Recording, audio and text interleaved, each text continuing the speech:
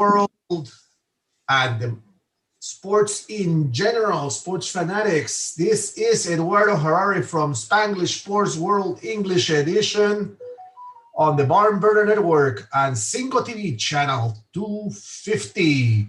Remember, please, to go to the respective stores to download in iOS and Android our applications.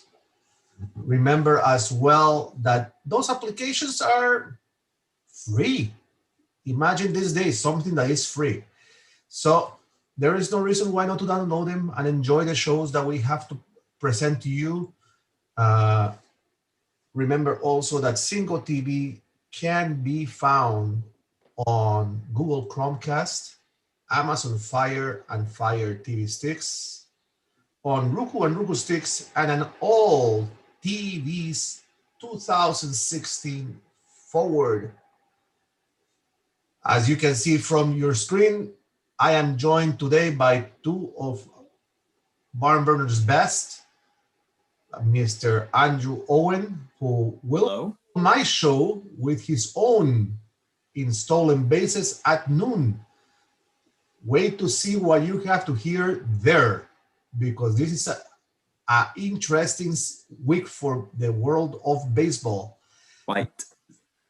In the bottom of our screen, we have Soccer's Best on the Barn Burner Network, Mr. Nathan Fernandez. Hello, everyone. Multitude of soccer shows that he does, and that's where actually we are starting today. The topic is Champions League. We are going to recount some of the games, most important games of that Champions League, and I know that Mr.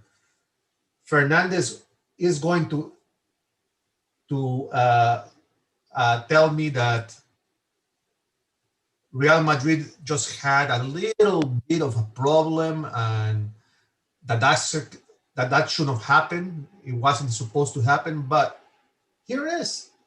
Shakhtar defeats Real Madrid on Tuesday 2-0. I mean, it was a defensive team embroil that I have never seen from Real Madrid. Yeah, pretty like the lineup was very weird. We had Lucas Vasquez playing as a fullback. You had Ferland Mendy, two really attacking forwards. Lucas Vasquez is not even. I wouldn't even classify him as a midfielder. He's more as like an attacking winger. So to see him in that fullback spot, and especially covering for someone like Rodrigo, I just didn't think this lineup had any cohesion. There were kind of players all put together, and you look at the bench and you wonder why some of these players got to play.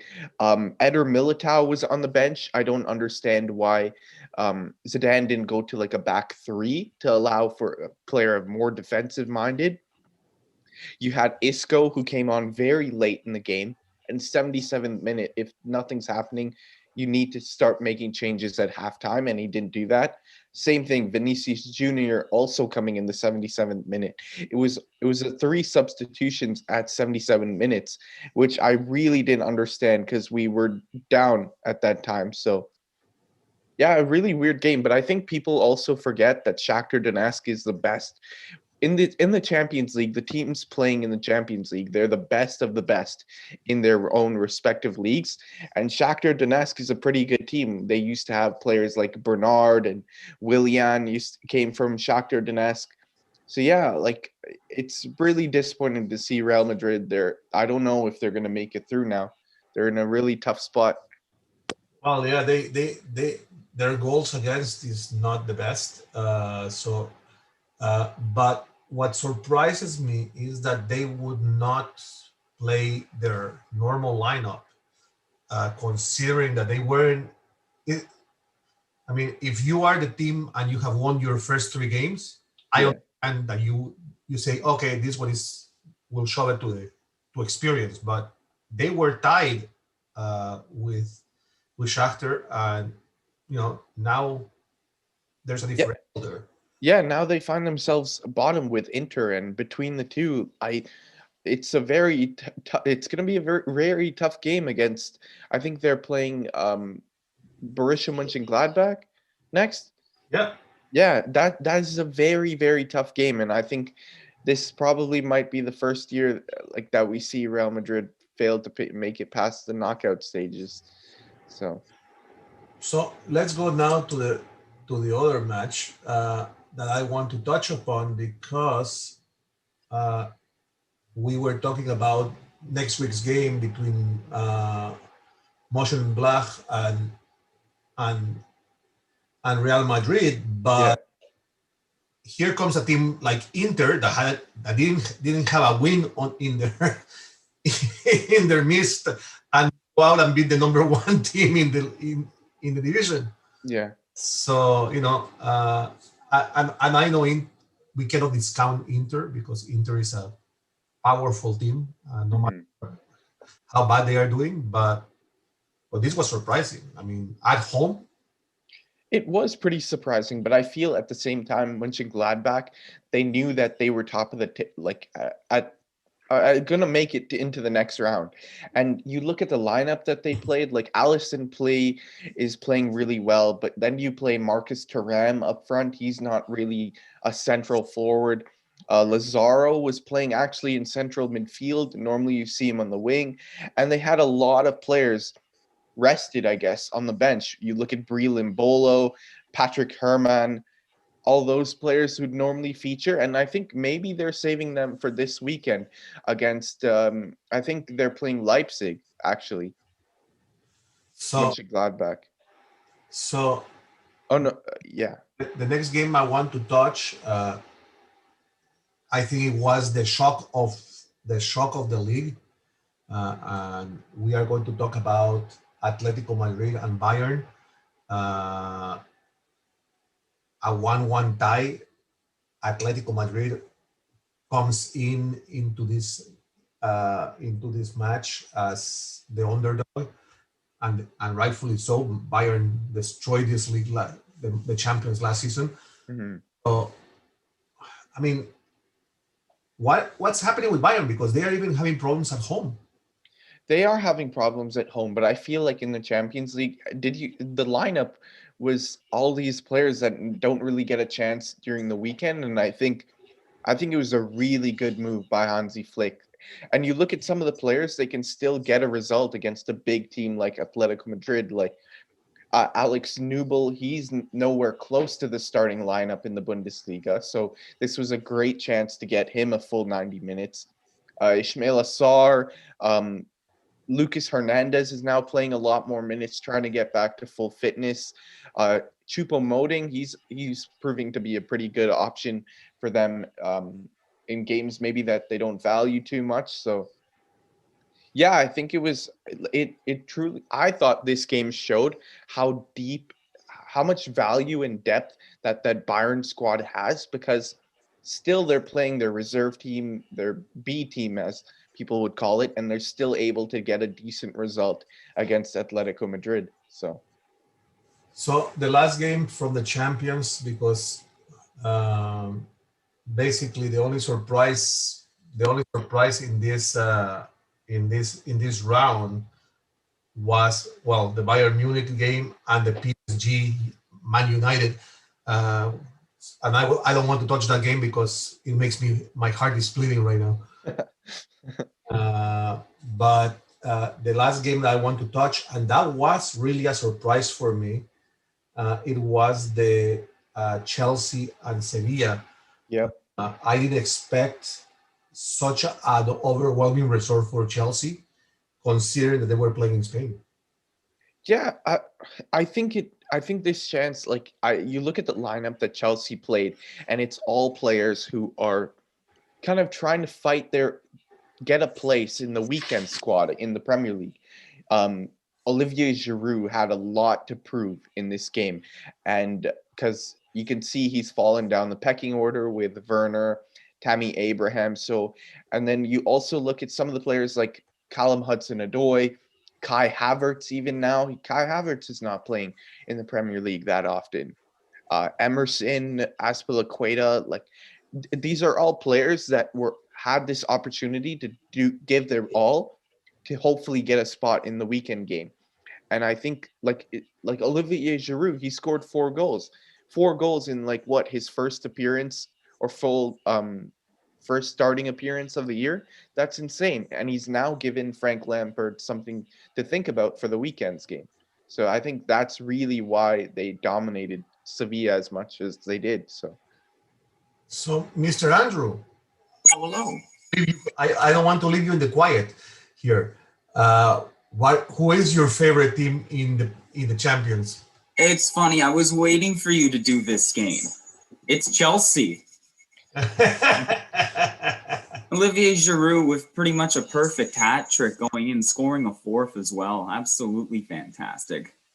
And I wasn't expecting it, to be honest. I was expecting, because obviously, as Nathan was saying, right, these are guys that don't normally make it in on the weekend, especially Azpilicueta and Emerson. In a lot of the games that we've covered today, already there have been a lot of guys that they don't really appear too much in regular league play. So this is their chance to be able to prove it, show what they got, and be able to possibly get in weekend games. And I think Giroud so far, in my book, has definitely.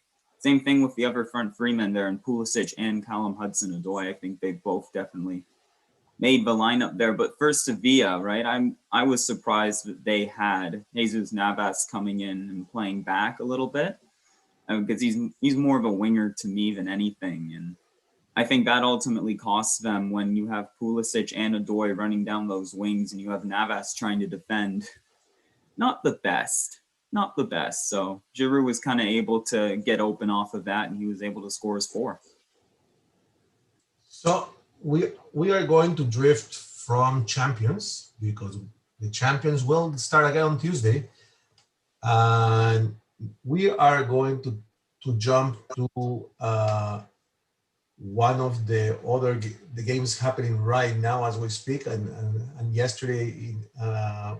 So we are going to go to La Liga in Spain, and here comes again. Athletic is not rebounding from Champions into La Liga. They lose against Celta Vigo of all teams, one of the bottom feeders of the league. And a 2-0 loss is a big loss for Athletic in La Liga at this point in time. Yeah, like for Athletic Bilbao, like they find themselves in 9th. So I think it's really just, I don't know. I guess like I don't know what's happening to them. Like you look at some of the players they've had in the future, and these players are not really producing. You look at someone like Inaki Williams, who came in with so much like people expected him really to be their signing of maybe the century. Like nobody expected Sevilla to bring in Inaki Williams, and he just hasn't performed to that level that everyone wants him to be. And I think it's time to start switching up your lineup, because think about it. If you drop Inaki Williams, wouldn't that want to make him perform or work harder or try to get back on form?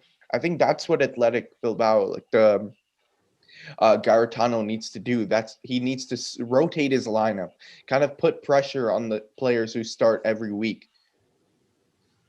So right now, we have at halftime a 0-0 score between the two losers in the Champions. Real Madrid and Sevilla are at the first. I've been watching the game on my other screen, Mhm. and it's been a crazy game because there have been opportunities, but they they are not closing them. Uh, you know, and it surprises me of Real because Real normally plays very well in La Liga because they want to, as they say, destroy Barcelona. Uh, you know, that's the tradition. See who can beat Barcelona more. But at the current stage in which we are, and if we see the table, Real Madrid is in fourth spot, but not that far ahead of Barcelona. Uh, Real now, right now, Real Sociedad is the leader of the with 24 points in La Liga. Mhm. Atletico Madrid comes in second place at 23 points, and a surprise in Villarreal that is in third spot.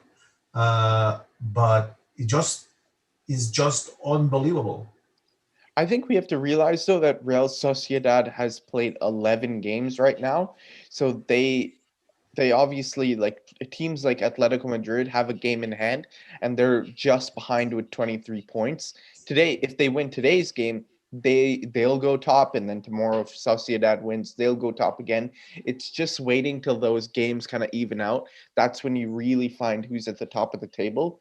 But yeah, teams like Real Madrid and Barcelona, Barcelona's played 9 as well, so maybe, but still, with 2 more wins, they wouldn't be at 24. It's really an interesting year. I think the two big teams in La Liga, Real Madrid and Barcelona, they're going through these changes within their team.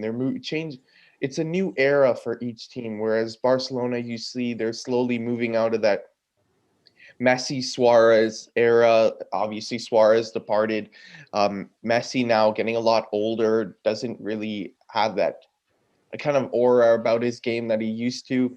Same thing with Real Madrid. You have players like Cruz, Modric, um, Casemiro, Benzema. They're all getting on the older side of things now, and that's what's happening. People are like, I feel both teams didn't prepare for this in the long run. They didn't have players to kind of cycle through. You look at Andrew with Chelsea, what they've been able to do, whereas they've invested in their youth talent and kind of ease them into the play so that when there's that switch, you're not really kind of faltering that much. Whereas Real Madrid now, having Rodrigo playing, Vasquez at right back, it just doesn't make sense. There's no transition.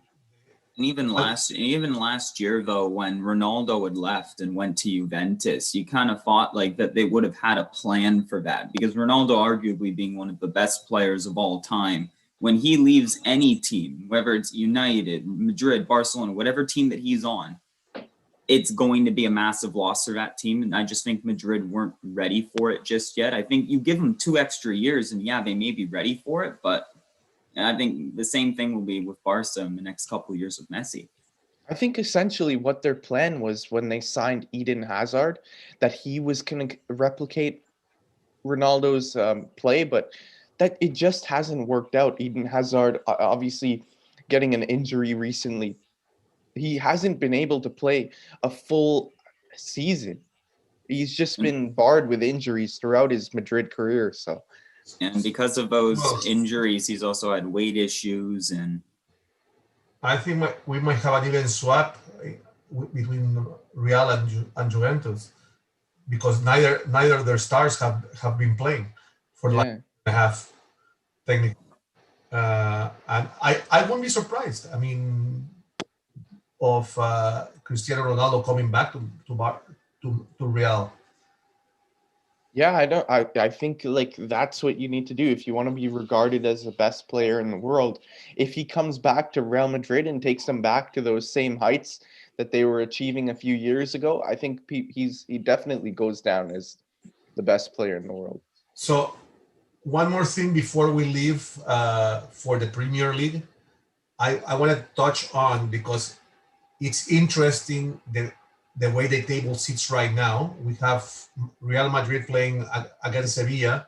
Mhm. Next game at 12:30 today happens to be Atletico Madrid and Valladolid. Uh, and then is Barca Cadiz. And we know that's going to be an easy, it should be an easy game for Barca. So if Barca managed to gets their 3 points, technically, if Real Madrid loses today, they Barca's ahead, right? Or they're tied? they Real would drop to where Barca is, and Barca would jump one spot ahead. Wow, man. Yeah, it's kind of it's very interesting how close the table is already so early. Normally by December, the big teams have created already a significant lead, but you've noticed now like they're not able to do that anymore. So it makes for a really interesting year this in Spanish soccer this year. So now we are heading to the English Premier League. And right now, the only game that has transpired today so far is the Everton Burnley, a 1-1 tie. And I guess it's a wake up call for Everton because they have been playing the "we are the leaders" game, and all of a sudden now everybody's catching up. Uh, the other game being played right now, as we speak, in the 63rd minute, is Man City against Fulham. Man City, who has been struggling as of late, uh, and a lot has to do with losing key players due to injury from the from the champions. Uh, so if they manage to sustain Fulham's attack, uh, it would be a good game for them, gain some ground. Yeah, the Premier League is so tight right now. There's a lot of player teams that are performing well. You look at Everton, they were top of the table a few weeks ago. Now they find themselves, I think, in like eighth or ninth. Eighth. Yeah, so like Man City, yeah, they are finding their form again after struggling for most of the majority of the beginning quarter of the season, coming off a dominating performance against Burnley. I think they scored 6 goals. You look at Everton and they don't have that same ruthless streak that Man City does. And also probably Sean Dyche at Burnley, he probably looked at his team and thought, what can we fix so we don't lose like that again? And yeah, Everton just is not good enough to break them down and do what Man City does. I think Everton are getting there. They're getting to a team that could potentially win the league, but just they're not there yet. So my team will play at 12:30. Man United will beat West Ham. Uh, in the olden days, I would have said that's a Man United win, no matter what how you look at it. But A comfortable one. yeah, but these days it's a different story. And there's a lot of struggle with Man United. Uh, and I'm not going to say in the defensive end because they are still playing good. They have a good defensive end, but it's just that their attackers are not attacking. For crying, Yeah. it's really it saddens me because the what people used to say about Man United was they don't have a defense, but can they score? And now it's completely the opposite. Yeah. You know what people used to say when Alex Ferguson was the coach and they had all those dominating years where they won everything. People used to say Man United was a good team. Now when you look at the Man United squad, you don't say it's a good team, but you say they have good players, and I think that's what the problem is right now. They're kind of Ole Gunnar Solskjaer, he's relying on big moments from his big players. Players like Marcus Rashford has done so well this year, but it's just not enough for the whole team to go through. And same thing last week where against I think it was Southampton, Man United was outbossed that first half, and Southampton found themselves up 2-0 at halftime. But then, like I said before, it's big moments. Like now you have Edison Cavani and Bruno Fernandes who are able to get something to get the win in the end. And you never know. Like sometimes those big players are not able to produce all the time, and that's when you can encounter defeat. And I West Ham, they're on a good run of form. They're feeling confident, having won the past 2 games. They beat Aston Villa last week. That was a huge result for them. Aston Villa was doing really well this year. But yeah, West Ham, I honestly, I think this is going to be a draw. There's no out and out winner here. I think Man United, they do have good players who can find the back of the net, but I think West Ham will be the better team. They'll be more cohesive and have better shape. So the 3 o'clock game, we are going to let Mr. Andrew Owen speak about because it's an interesting game. Leeds United, Chelsea. It's interesting to see what Chelsea has been doing slowly because they crept up that table very very much so, and they are getting there. They meet a Leeds United team that has been slowly doing their work, and they are showing great play. These are two teams that have started off their seasons kind of meh like, and then have brought it up a little bit. So it's going to be an interesting one. Chelsea, obviously, they would look like they'd have a good record if they didn't have 4 draws. And that just comes down to the point of trying to get that last minute winner. And they just haven't really been able to do that. They've been in so many tight games. And I think this one's no different. I'm not going to sleep on a Leeds United team that was fighting bottom last year. And I'm I'm gonna say this, and I'm gonna say it's gonna be a draw or a 2-1 Chelsea win. That's my prediction. So I think it's gonna be a close one. They just had their Champions League game, obviously, in the coming week, and I mean we'll see what happens. But I predict a 2-1 win for Chelsea or a 1-1 draw. awesome. So Nathan, 2 big games tomorrow. Uh, First one at 11:30, Tottenham Arsenal and Liverpool Wolves.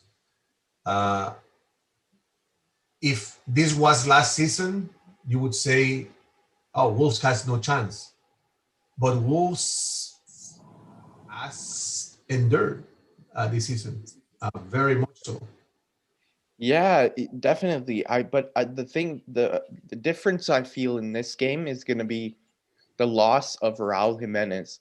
Wolves lost Raul Jimenez to apparent head injury, or I think it was a skull fracture last game against Arsenal very early. And they did end up winning that game against Arsenal, but you just imagine what they could have done if Raul Jimenez was on the pitch for a full game. And I think that's going to be the main deciding factor against Liverpool, where they don't have their star man. There's definitely a loss of confidence there in that team with losing Raul Jimenez. You look at who's their next option, and that's Fabio Silva, and he's a very young player. I do think he's got a bright future, but I just don't think he's able to produce on that same level that Jimenez can. So Wolves are really going to be trying to rely on Pedro Neto and Adama Traore, Ruben Neves, but it's just not enough to maybe get past Liverpool at this moment. Like Liverpool have Mohamed Salah, Mane, who are trying to find their form again. So any chance they get, they're going to try and push. And same thing, Diogo Jota is on fire right now. So and he's coming to play his former team. So it's going to be really interesting, this game. The Arsenal Tottenham game, which I find interesting because Tottenham, who will have thought Tottenham at the top of the charts anytime in the English league? Mm-hmm. They are just a powerhouse, and it's not because they outscore people. It's because they wait for opportunities. They are playing a very defensive game, and probably have one of the best goalies in the English Premier League this year. This Yeah. is unbeatable.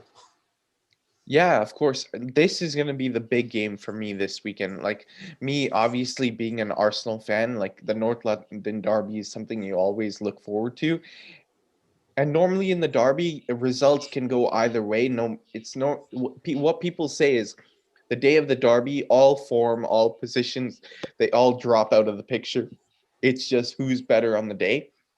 And yeah, you were talking about Tottenham. Like they've had a great start to the year, and it's like Jose Mourinho has come in last year. He didn't really get his whole foothold on the team with COVID, obviously, but now starting at the season, he knows exactly who he wants to bring in, how he wants to play.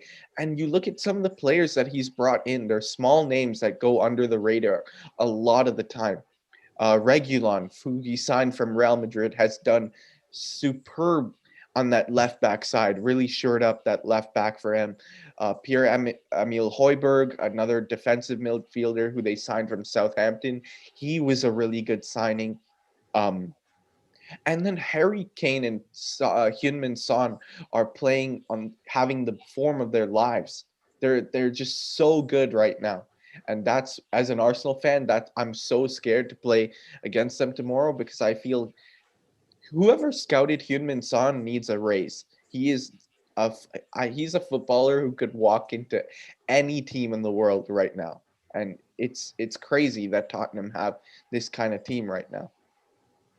So from the island, we go to the boot, and we are going to Serie A to talk a little bit about here what's the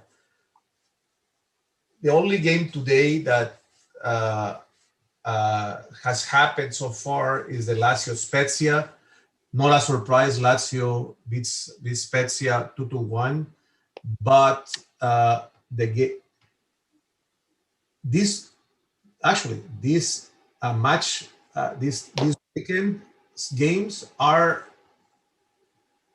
basically non important. Juventus Torino today at 12 noon. Torino should lose that game. Mm. You are there is no matchup there. Then you have Inter Bologna. Inter Bologna. Bologna doesn't have a matchup against Inter, or they shouldn't have. Although Inter has been playing pretty sad, bad as of late, but Inter should take that game. So the only real match that I see on this weekend is probably the Sampdoria Milan game and the Atalanta Udinese. Those are even matches that will bring great skill and probably very defensive games as a whole. Yeah, of course. Like you look at the Inter Milan game, like they're in a position now where I don't see, like they're in the Champions League. They're probably worried about their Champions League spot, so they'll probably be resting a lot of players. But you look at Atalanta and AC Milan, like Atalanta is also has a huge Champions League coming up. Like they're in the group against Liverpool. Um, so I think they're probably like gonna be the ones who go through. Obviously, you've got Ajax, so their midweek game is very important. So same thing, I think they're gonna rest players like Zapata and Papu Gomez against Udinese, but AC Milan, they really have nothing to fear. So, and obviously they're sitting top of the table. They're gonna try and grow their lead as much as possible. So they're going to be playing their best team, Castillejo, Ibrahimovic, Romagnoli. They're all going to be probably in this lineup.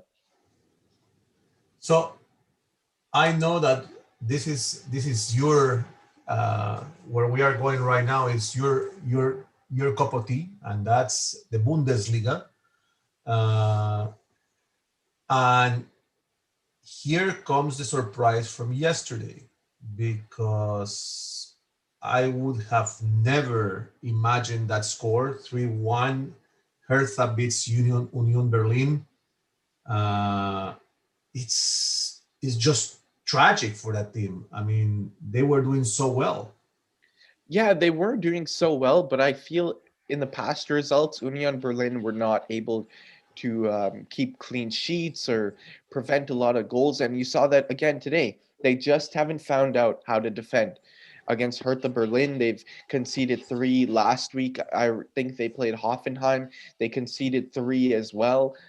And it's not like they have bad players. It's just like I just don't know. Like it's formation changes, too many of them. Like in that game, there was a red card, so that was probably a big deciding factor. But yeah, it's like Union Berlin were playing with a back three, and when you get a red card, there was no kind of movement around from the manager. And yeah, there's no um I guess what's the word, motivation or willingness to kind of change up your style of play. He keeps trying to force this attacking style of play and not really focusing on the defensive end. But soccer is a game of two sides. There you have the offensive end and the defensive end to worry about. So yeah, that was I don't know. It was kind of I didn't think Hertha would win that. I thought it would be a draw, but I did think that there were going to be a lot of goals. Um, the next game that just finished is the game between Freiburg and Mönchengladbach. Not so a tie 2-2 is not much of a surprise as there, because I think that Freiburg is struggling a little bit, but they are a tough team in that Bundesliga. Uh, the game that really shocked me today was Dortmund. Dortmund is just struggling left, right, and center, no matter where they play. And today they tied against Frankfurt. That they are probably in a bad position right now, because they are dropping heavily down the table. Yeah, I think the loss of Erling Haaland was huge for them, and Lucien Favre hasn't found out who he wants to play now as that number nine. We know with Haaland he's out for a while. They said he's going to be out till at least January. So now, like, you got to look through the Borussia Dortmund lineup and their bench, and they don't really have any real number nines. Like, obviously, Marco Royce can play there sometimes. Torgan Hazard maybe, but like, there's no clinical player out there in their team like who can produce on that same level that Holland can. And I think that they're really struggling to find that. So the game of the game of the week happens tomorrow at 12:30, and you have Bayern Munich against Leipzig, and that's going to be a touch and go there. I think we might find a lot of injuries in that game, because they are going to go at each other's throats. Uh, Now, as I spoke with you last week, I am still trying to figure out the scheduling committee for the Bundesliga. I will have put this game on Monday so that everyone would watch it Yeah. on their own. But I mean, it's a great game, the 12:30 match. Yeah, it is. I think like we spoke about earlier on the show where Bayern, when they played Atletico, they played sort of a B lineup. Hansi Flick had this game in the back of his mind that now they're going to go all out. Lewandowski's probably going to be playing. Gnabry, Coman are going to be playing. I really think they're going to give their all because you're looking at the first team and the second team in the Bundesliga. And now Bayern's going to try and start building a lead, which they always do. And it's key decisions like this that help them do that. Whereas Hansi Flick knows that he should rest players in midweek so he can gain a lead in his own league and ensure Champions League football for the next year. And that's how you do it as a manager. I don't think that it's a great decision by him. And I think, I don't know, I'm really interested to see how RB Leipzig can handle a team like Bayern because they haven't really come up against big teams. Like obviously they've played like much small. They haven't played a team as the same stature as Bayern Munich. So it's going to be really interesting how they handle that. Normally they before they used to have Timo Werner obviously there to help them out if they were down a goal, but now he's not there. So it's going to be interesting. So the world of soccer is finished, and now we jump to what I call the world of controversy. That's the Major League Baseball as of now. And I'm going to start with a story that really has me puzzled because as a former player and uh, an avid fan of the game, I've never heard of the league as a whole, all 30 teams in the league going after the guys that keep them alive because that's their insurance for losses for during the pandemic, financial losses. I mean, there is no insurance company in this world that I know that covers you because something unnatural happens. That's why most insurance companies don't cover hurricanes or natural disasters because that's that's part of reality. Things that you cannot predict, you cannot insure. And a pandemic of this magnitude is something that was not predictable, especially when it was man-made. So at this point in time, you know, I don't know where the commissioner is going with this, but I think they are going to find themselves wasting a lot of money on lawyers A that lot of time. it doesn't have. And they'll be wasting a lot of time too. Yeah. I think they should be concentrating on the uh, on the bargaining agreement more than they should be concentrating on the CBA. Focus on the next season. Try to make your money back then. Yeah.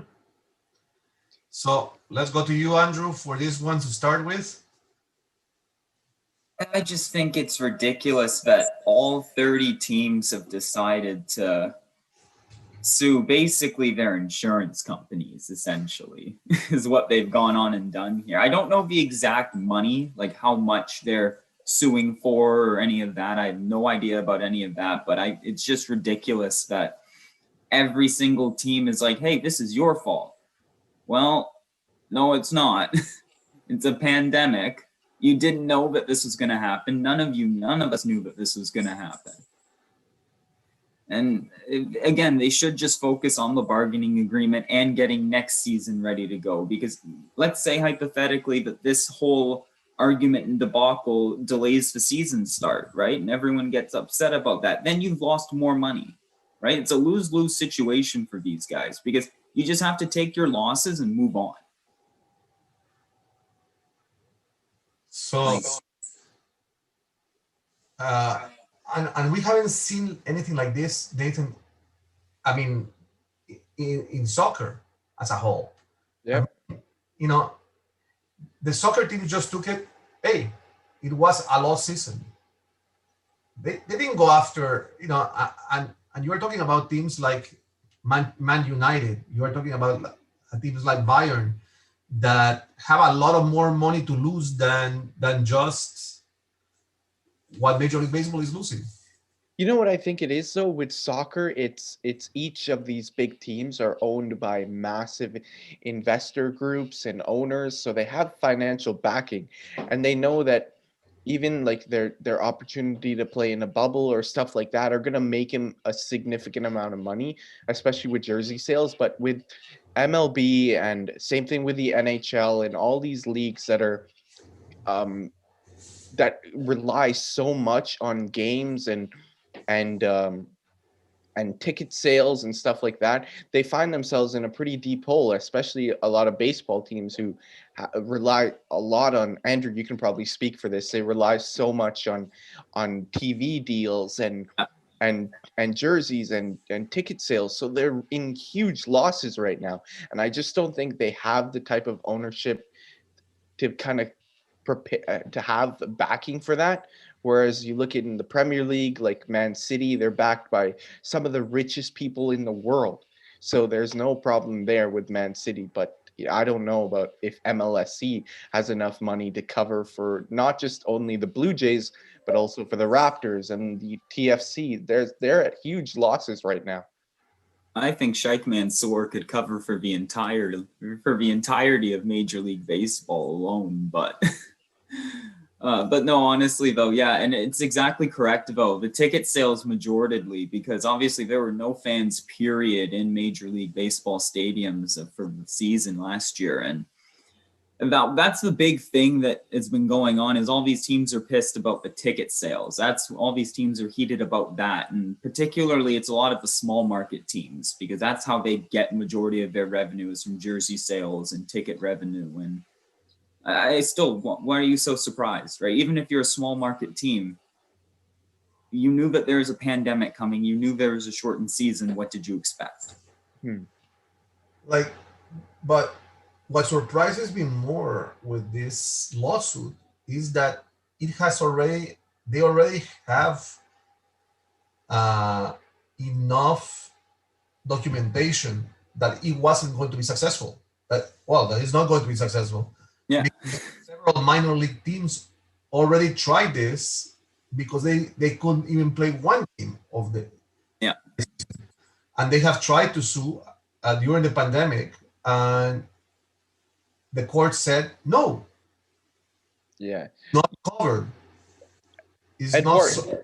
Eduardo, do you think is this, I don't know, maybe correct me if I'm wrong, but do you think this is a similar situation to what remember the Canadian Premier League and the CFL also did, where they kind of tried to get into contact with the government for financial help, and then the government just declined on their that option, so they were kind of trying to look for other ways to get money.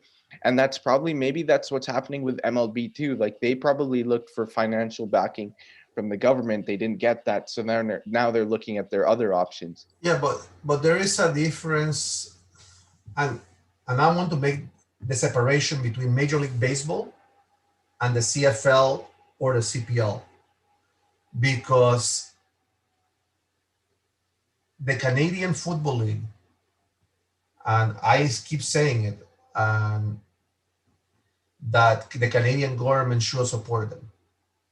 Uh, Not with the 30 million, the 300 million they were asking for, but the 30 million I had no problem with, because the 30 million it was survival for the one season or two seasons.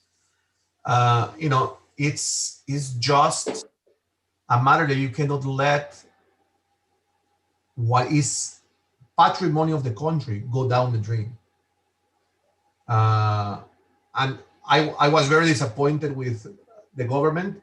They have thrown out money in different directions all throughout this pandemic, and $30 million is not going to make or break the bank either. So, I mean, they could have given the CFL that money. In with the CPL, it's a brand new league. I understand why they didn't give the CPL, because then you will have the women's league also come and want to support, Gymnastics Canada coming and wanting support. So I understand that, and but in the case of Major League Baseball, uh, there is no reason, and they don't have, quote unquote, and I am not going to say that they don't have the back, the team. Some teams don't have the financial backing, but you look at the big teams in the league. Toronto, Rogers Communications is not suffering. They are not suffering or draining out of money. The New York Yankees, the Steinbrenner family, I think it's quite, they do quite well without the Yankees. Uh, you have Baltimore, the same. Chicago, God forbid that people at Wrigley or Comiskey Park don't have what to eat. LA, the Dodgers are probably one of the richest franchises in Major League Baseball as a whole. Right behind New York. You You know, know, you know what I think it is. So maybe this is the same in Major League Baseball. So what happened was when TFC were looking for a stadium to play in, MLS basically said, we're going to continue the season whether you're in or whether you're out. So now they left TFC to either have that option to sit out for a season or find themselves a place to play. So MLSE actually had to fork out a bit of money to go and find a stadium to play at. They eventually found that field in Connecticut where they had to pay for ground maintenance, pay for the stadium staff, pay a rental fee to the University of Connecticut. So do you think that's probably the case with some of the MLB teams too, with especially with Toronto not being allowed to play in Canada? Did they have to pay to find a stadium? They didn't have they didn't have to pay to find a stadium because they had this the stadium was Buffalo. Uh, they are paying for that stadium no matter what. So that's where I am. They played in the stadiums where they play. What they are upset about is not having crowds, not having people in the stands. Now they made quite a hefty profit from putting cardboard boxes in the stands because each of those cardboard boxes was $300. So I don't think making the cardboard boxes cost them more than $1.50. Yeah. So you know, I mean, and they even made money during the telecast when fans wanted to join in and applaud. It was $1.50 for the fan to go in and clap for the cheer for their team. So it's not that they make money, and t-shirt sales and everything went on. I don't know if you guys saw the campaign that they made pandemic shirts with the logos of the team. So you know they made their money. They are just sour that they didn't make enough money. Mm-hmm. Yeah. And they are trying to go after the insurance companies to try to recoup. And that's sad because at the end of the day, if the insurance companies pay out, it's going to cost them more to insure the next season. And that's what they don't realize. Their premiums are going to go up. I think that they think that they're going to win this, and they're not. They're No. not. They have they have as big a chance of winning this lawsuit as Trump has of winning the presidency. So you know that's all what I have to say. I want to thank you both of you guys for joining me today here. First, we'll start with Nathan. Where can people reach out to you and if they want to hear more from you? If you want to hear more from me, you can stay here in the Barn Burner Network.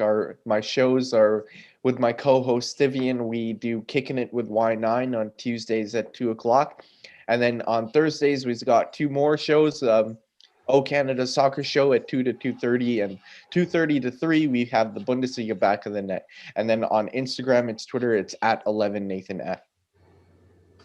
And Andrew, I know that you follow me right now as in a couple of minutes here on the Barmer Network with Stolen Bases, but where can they reach you on social media? They can reach me on social media at Twitter and Instagram at Andrew Owen Media. Perfect. So, ladies and gentlemen, thank you very much for watching this show. And I just want to remind you that this show can be heard on the Barn Burner Radio Network and its 122 platforms on the social media scale. As well, remember to go to our website, barnburner.ca, for all the news. You can find us there in audio, video, written, and you can download all the shows that you missed during the pandemic and listen and watch them again. And remember that Barn Burner, watch it, hear it, read it, download it, but especially live it, because Barn Burner is sport and sport is Barn Burner. Until next Sunday, when my co-host hopefully will be here, John Freeman Nelson. This has been Eduardo Harari for Spanglish Sports World, and thanking Nathan Fernandez and Andrew Owen again for participating on this show this evening. Please stay well at home and in good health.